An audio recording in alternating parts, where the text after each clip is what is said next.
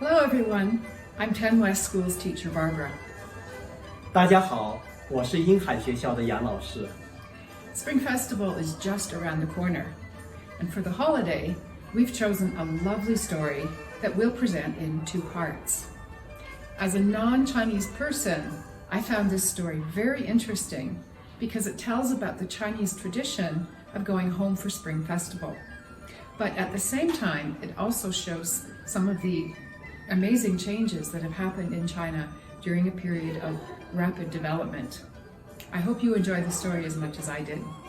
春节在即，我要为你们定制通往幸福的车票，为你购买快乐的礼包，为你占据如意的座位，为你打开吉祥的门窗。愿你有座幸福的列车回家过年。你准备好了吗？ Going Home for Spring Festival, Part 1.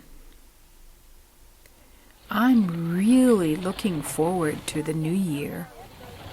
Mom and Dad talked it over, and this year we're going to Dad's hometown to celebrate the new year. Dad's hometown is far away. I've never been there before. We're going on the high-speed train. The train attendant pushes a cart selling snacks and souvenirs. Dad buys a stamp collection book for Grandpa and a green model train for me. Dad says that before, going by green train from home to where he went to university took 20 hours.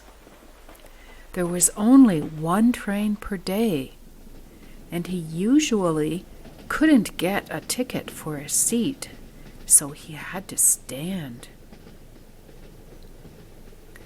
Dad points out the window for me to look at the scenery. He says in those days there were just bare hills on both sides of the railroad tracks. Now they all have trees, and we can see more buildings. Sitting on the soft seat, trees, open fields, cars, electricity poles, and pedestrians fly by on both sides. I take a nap, and when I wake up, the train is already at the station. Uncle came to get us. Dad says, "Didn't you always say you didn't want to learn to drive a car?" Uncle says, "Not driving became more and more inconvenient, so I finally learned." This is where Dad lived when he was little. There are mountains, water, and a flowing river. After Dad started university, he hardly ever came back. He doesn't know any of the children in the village, and they don't know him. Grandpa looks like a chef, totally focused on making a special meat dish.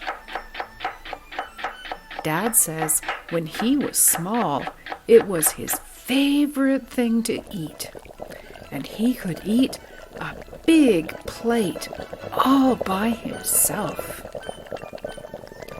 The family couldn't make it every year, but whenever they did, he wished he could eat it all. Grandma and Mom are making steamed buns. They are really fresh. Grandma says before there wasn't enough to eat, so they had to prepare more to celebrate the new year. Now there is enough food, but they still like to do it. busy preparations have become a New Year's custom.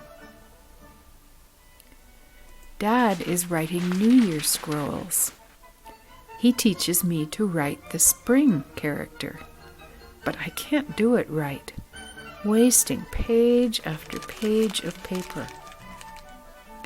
Grandpa loves paper and ink and shakes his head.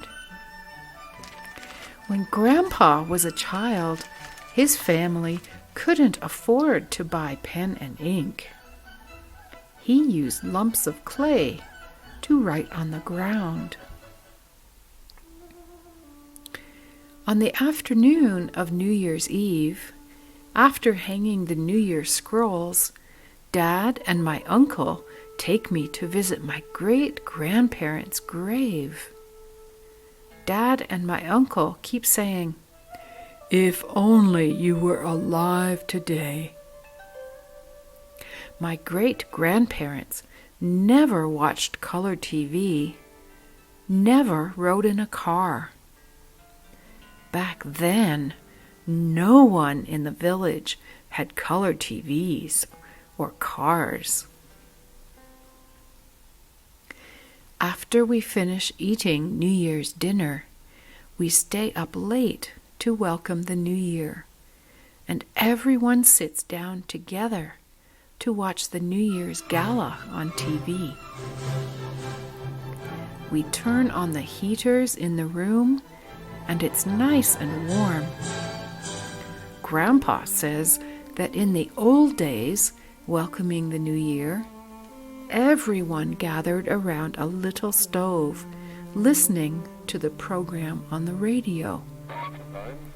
The stove was really small, and everyone warmed their hands around it. They kept the fire small so the charcoal would last longer.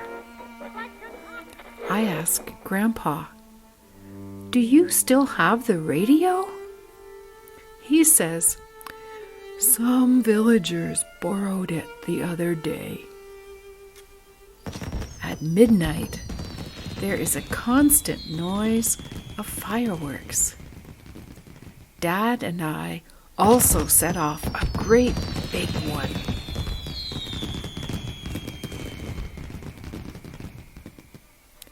Please watch our video next week to hear part 2 of the story, Going Home for Spring Festival. 为感谢你对我们英语学习栏目的支持，我们将从转发本期视频的观众中随机抽取10位，送出3本播出过的绘本故事。祝大家新春快乐，学习进步！